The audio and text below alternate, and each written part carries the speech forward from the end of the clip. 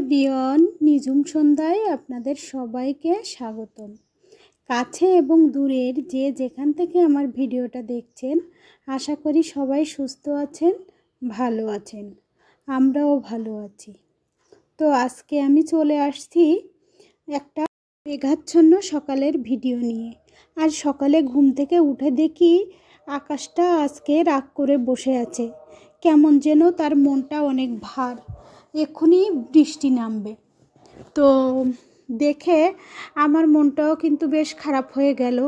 কিছু বৃষ্টি হয়েছে, আমি ঘুম থেকে উঠে দেখি যে বৃষ্টি হয়েছে, আর এখনও বৃষ্টি হওয়ার সম্ভাবনা অনেক বেশি, কারণ আকাশটা এখনও মেঘে আবৃত, চারিদিকে মেঘ ভরা আকাশে বৃষ্টি হবে, এক্ষুনি বৃষ্টি নামবে। তো বৃষ্টির দিনে কিন্তু যেমন হঠাৎ হঠাৎ মন খারাপ হয়, তেমন হঠাৎ হঠাৎ কিন্তু মনটা ভালোও হয়ে যায়। চারিদিকের পরিবেশটা কত শান্ত হয়ে আছে দেখেন, দেখলেই হয়তো বুঝতে পারবেন আসলে আকাশটা এবং চারপাশের পরিবেশটা কত শান্ত। তো যাই হোক না কেন, সকালে পরিবেশ দেখতে দেখতে কিন্তু আমার অনেকগুলো কাজের কথাও মনে পড়ে গেল। যেহেতু সকালে ঘুম থেকে উঠছি, তো কাজ তো আমাকে সম্পূর্ণ করতেই হবে। যাই হোক না কেন, আমি সকালে প্রকৃতি দেখতে দেখতে আমি এবার বাসার দিকে ঢোকার চেষ্টা করব। তো আমি একটু সকালবেলায় আকাশটা মেঘাচ্ছন্ন দেখে কিন্তু বাইরে বের হয়েছিলাম। তো গাছে দেখেন প্রচুর পরিমাণ তাল ধরেছে এই গাছটাতে। আর এখানে 4-5টা গাছ রয়েছে, এখানে সবগুলো গাছে কিন্তু প্রচুর পরিমাণ তাল ধরেছে এবং গুড়ি গুড়ির সাথে বৃষ্টিও পড়ছে। তো যাই হোক না কেন, আবার মনে হয় অনেক বৃষ্টি হবে। আর বৃষ্টির দিনটা যেমন ভালো লাগে, তেমন হঠাৎ হঠাৎ কিন্তু বৃষ্টি আসার কারণে মনটা খারাপও হয়ে যায়।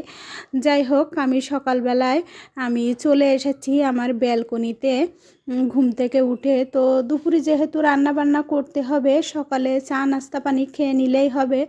তো দুপুরে রান্নাবান্না করার জন্য আমি দেখি আমার ব্যালকনিতে অনেকগুলো বেগুন হয়েছে, কিন্তু যেহেতু বৃষ্টির সিজন আর ওই সাইডটায় অনেক পোকামাকড়ও থাকতে পারে, তো ওই জন্য কিন্তু আমি আর ওই সাইডটায় যাইনি। তো ব্যালকনি থেকে একটা স্টিক দিয়ে হাতটা বাড়িয়ে নিয়ে কিন্তু আমি গাছ থেকে বেগুনগুলো উঠিয়ে নিচ্ছি। আর যে কোনো জিনিস নিজে হাতে লাগানোর মজাটাই আলাদা।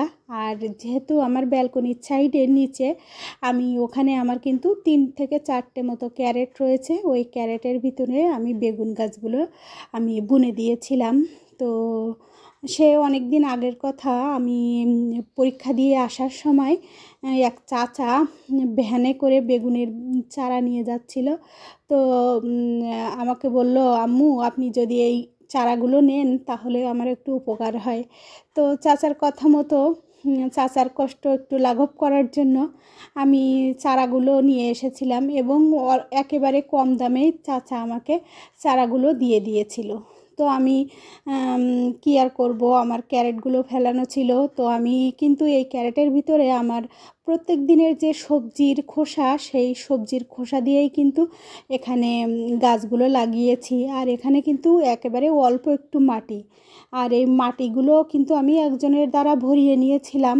তো তাকে টাকা দিয়ে এই ক্যারেটগুলো কিন্তু অল্প অল্প মাটি আমি ভরিয়ে নিয়েছিলাম। যাই হোক, সেই অল্প মাটির সাথে আমি প্রত্যেক দিনের সবজি খোসা যেগুলো আমার বেঁচে যায়, সবজি রান্নার পরে যে খোসাগুলো বেঁচে যায়, সেই খোসাগুলো কিন্তু আমি সবগুলোই মাটির সাথে মিক্সড করে এই গাছগুলো লাগিয়েছি। যাই হোক, সকালে কিন্তু বেগুনগুলো উঠিয়ে নিয়ে এসেছি, আর দেখেন অনেক সুন্দর, তাই না? তো আমি এবার চলে যাব রান্না করার জন্য। আর এখানে কিন্তু রান্না করার জন্য আমি মাছটা ভাজা করতেও চলে এসেছি। তো বেগুনগুলো আমি ভাজা করব। যাই হোক, আর এখানে মাছগুলো আমি ভাজা করে নিচ্ছি, এপিঠ ওপিঠ 2 পিঠ খুব সুন্দরভাবে লাল লাল করে ভাজা করে নিচ্ছি। তো আমার এক সাইড মাছগুলোর ভাজা শেষ, আমি কিন্তু অপর সাইড উল্টে দিচ্ছি। তো আজকে মাছ আমি রান্না করব মেটে আলু যেটা বলে, কিংবা অনেকেই বড় আলু বলেও চেনেন। তো ওই আলুটা দিয়ে কিন্তু রান্না করব। আমার অবশ্য মেটে আলুটা অত বেশি পছন্দের না, কিন্তু আমার হাজব্যান্ডের অনেক পছন্দ তার মেটে আলুটা, ওই জন্য সে কিনে নিয়ে এসেছে। ওই জন্য ভাবলাম যে তাকে একটু সুন্দরভাবে রান্না করে দিই। তো আজকে মেটে আলুটা কিন্তু আমি রুই মাছ দিয়েই রান্না করছি। আর এখানে আমি দিয়ে দিয়েছি গোটা জিরা ফোড়ন, সাথে একটু আদা বাটা এবং কাঁচামরিচ, শুকনো মরিচ একসাথে করে তারপরে আমি ব্লেন্ডারে পেস্ট করে কিন্তু মশলাটা তৈরি করে নিয়েছি। আর এই তরকারিটার ভিতরে কিন্তু আমি পেঁয়াজ রসুন কিছুই ব্যবহার করিনি। আর এইভাবে রান্না করেন আমার মা,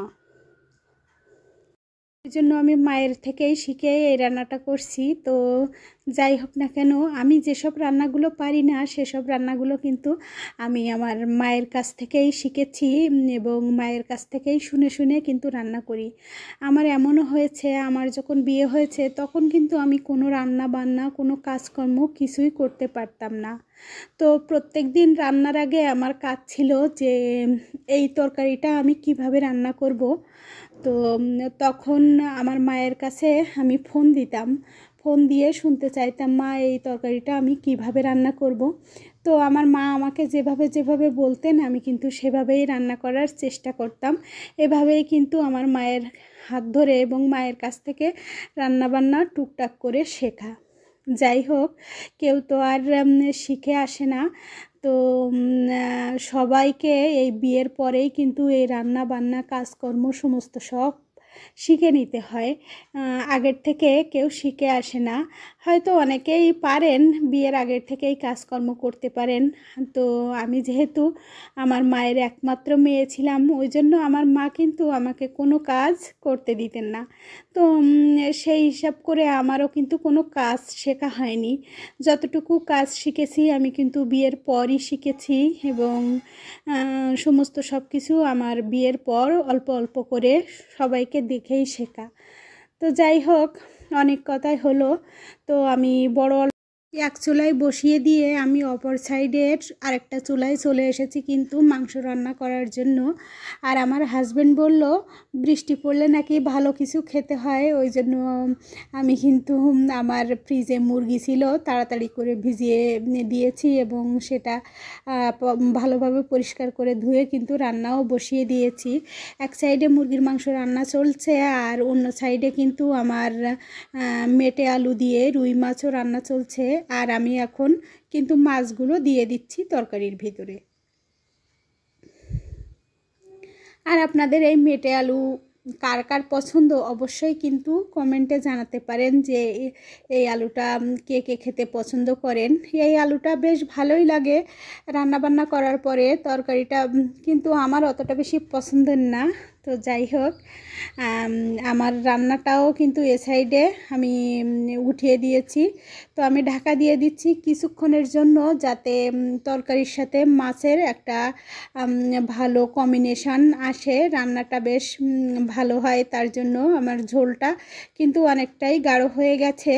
আর আমার রান্নাটাও কিন্তু প্রায় শেষ হয়ে গেছে। আমি কিছু গরম মশলার গুঁড়া এবং কিছু জিরার গুঁড়া আমি উপর থেকে ছড়িয়ে দিয়েছি। আমার রান্নাটা কিন্তু কমপ্লিট হয়ে গেছে। আর আমি এবার কিছুক্ষণের জন্য ঢাকা দিয়ে রাখবো যাতে মশলাটা তরকারির সাথে ভালো মিশে যায়, তার জন্য। আর আলুটাও কিন্তু একেবারে গলে গেছে, কিছু কিছু গলে গেছে আবার কিছু কিছু কিন্তু একটু আস্তও রেখেছি যাতে খেতে ভালো লাগে, তার জন্য।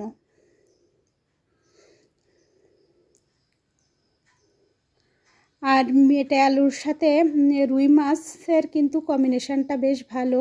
তো আমার রান্নাটা কমপ্লিট হয়ে গেছে। আমি কিন্তু এবার কড়াই থেকে তরকারিটাও অন্য একটা গামলাতে কিন্তু উঠিয়ে নিচ্ছি, অন্য একটা বাটিতে। তো আমার রান্নার ফাইনাল লুকটা কেমন হয়েছে কেউ যদি আমার ভিডিও দেখে থাকেন কিন্তু অবশ্যই জানাতে পারেন।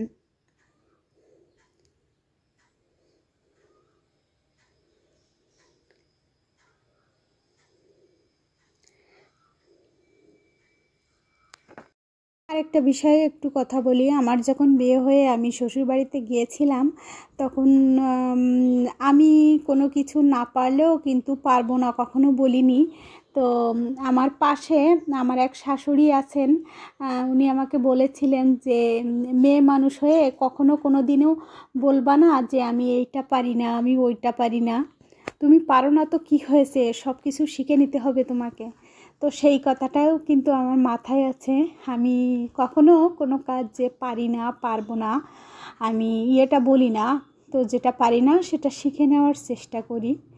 তো যাই হোক, আমি এটা আলু রুই মাছের তরকারিটা নামিয়ে আমি কিন্তু এবার মাংসটা দিকে চলে এসেছি। তো মাংসটাও কিন্তু আমার রেডি হয়ে গেছে, যেহেতু আমার চুলা অনেকগুলা, ওই জন্য কিন্তু আমি একটাতে একটাতে এক এক রকম তরকারি বসিয়ে দিলেও কিন্তু আমার সমস্যা না।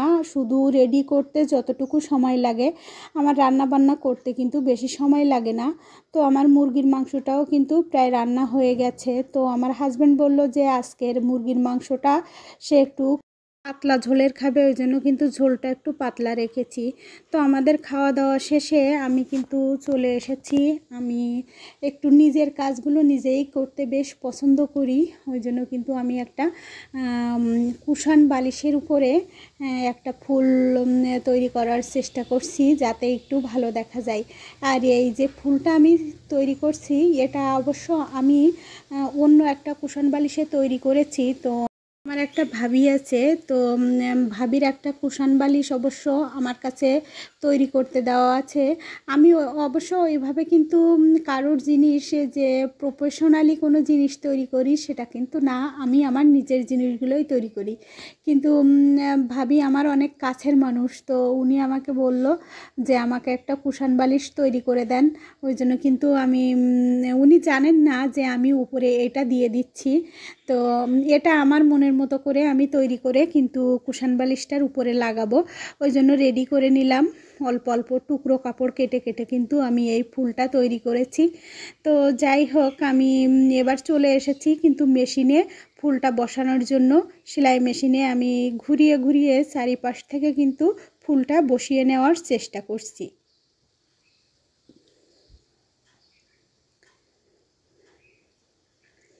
আর এভাবে করে যে কোনো সিম্পল জিনিসের উপরে যদি একটু নকশা করে দেওয়া হয়, একটু ছোট ছোট ফুল তৈরি করে দেওয়া হয়, তাহলে কিন্তু দেখতে অনেক ভালো লাগে। আমি অবশ্য সময়ের অভাবে অনেক কাজ করতে ইচ্ছা হলেও করতে পারি না। তো যতটুক সময় পাই, তো আমি চেষ্টা করি যে এরকম ছোটোখাটো কিছুর উপরে একটু ফুল উঠিয়ে দেওয়ার। আর আমি যে কোনো জিনিসের উপরে সেলাই কাজ বলেন, যে কোনো কিছুর উপরে আমার কাজ করতে কিন্তু বেশ ভালোই লাগে। আমি আমার জামা কাপড় আমি যেগুলোই পরি টুকটাক কিন্তু আমি নিজের হাতের কাজ নিজেই করেই পরি। এগুলো কিন্তু আমার বেশ মানসিক দিক দিয়ে ভালো লাগে। আমি একটু মানসিক শান্তি পাই কেমন জানি।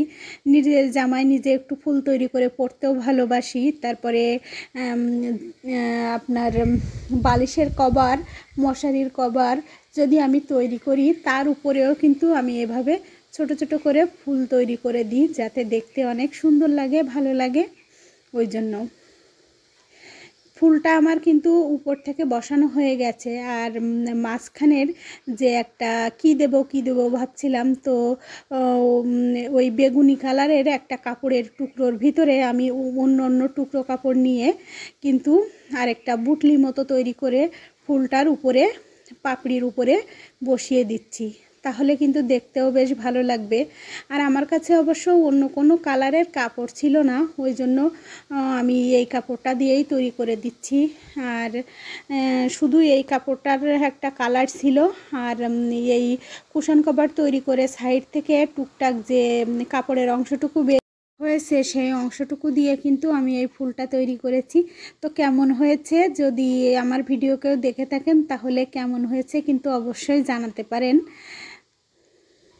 আমার কাছে তো খুবই ভালো লাগছিল।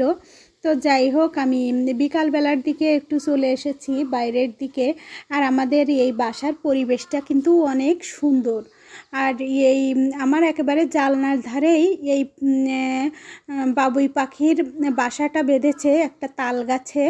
তো দেখতে এত সুন্দর লাগে। আমার কিন্তু সেই ছোটোবেলার রজনীকান্ত সেনের সেই স্বাধীনতার সুখ, সেই কবিতাটা মনে পড়ে যায় বারে বারে শুধু এই বাবুই পাখির বাসা দেখে। বাবুই পাখিরে ডাকি বলেছে চড়াই, কুড়ে ঘরে থাকি করো কেন শিল্পের বড়াই। আমি থাকি মহাসুখে অট্টালিকার পরে, তুমি কত কষ্ট পাও রোদ বৃষ্টি ঝড়ে। বাবুই হাসিয়া কহে সন্দেহ কি তাই, কষ্ট পাই তবু থাকি নিজেরও বাসায়। পাকা হোক তবু মোর পরেরও বাসা, নিজে হাতে গড়া মোর কাঁচা ঘর খাসা। তো যাই হোক, বাবুই পাখির বাসা দেখে আমার ছোটোবেলার এই কবিতাটা কিন্তু বারে বারে মনে পড়ে যায়। আর এই বাবুই পাখির একটা বাসা আমি নিচে পেয়েছি, মানে ঝড়ে পড়ে গেছে, সে বাসাটা কিন্তু আমি সুন্দরভাবে গুছিয়ে রেখেছি। যাই হোক, গাছে প্রচুর আমও ধরেছে। এই বাড়ির পরিবেশটা যে এত সুন্দর, তো কেউ যদি আপনারা কাছ থেকে না দেখবেন তাহলে বুঝতে পারবেন না। প্রচুর আম ধরেছে, একেবারে অনেকগুলোই আম ধরেছে। আর চারিদিক থেকে কিন্তু এই বাড়িটার চারিদিক দিয়ে গাছ লাগানো, আর মাঝখানে রয়েছে একটা পুকুর, তো শান বাঁধানো একটা পুকুর, অনেক সুন্দর একটা পরিবেশ। আর বিকালের পাখির কলকাকুলিতে কিন্তু মুখরিত হয়ে যাচ্ছিল এই বিকালটা।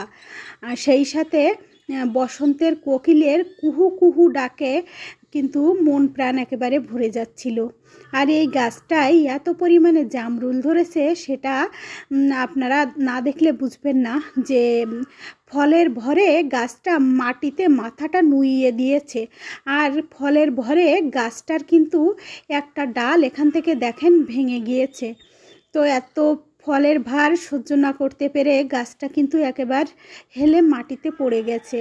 তো কেমন লেগেছে আমার আজকের ভিডিওটা, যদি আপনাদের কাছে ভালো লেগে থাকে তাহলে কিন্তু অবশ্যই আমার পাশে থাকতে পারেন। ভিডিওটা আর কন্টিনিউ করছি না।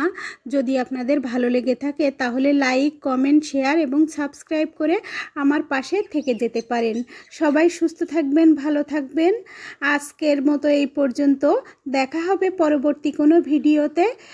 সবার সুস্থতা কামনা করে আজকের ভিডিওটা এখানেই শেষ করছি। ধন্যবাদ সবাইকে।